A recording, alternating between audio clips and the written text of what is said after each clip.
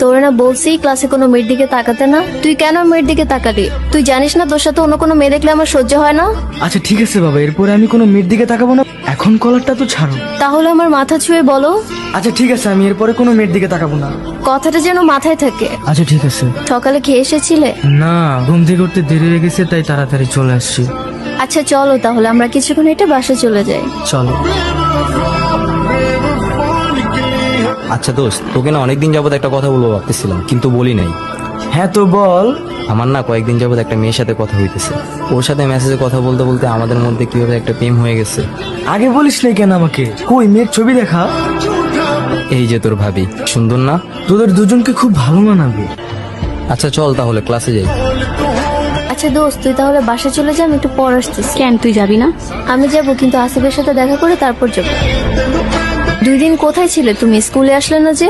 ভালো লাগতেছিল না তাই স্কুলে যাইনি। ঠিক মতো ক্লাস করবে না, ভাদেম্মা হবে নাকি ভবিষ্যতে? এই ছবি তুমি কোথায় পেলে? তোমার বয়ফ্রেন্ড দিছে, মানে আমার বন্ধু আমাদের ফিউচার ভাবিকে দেখাইলো।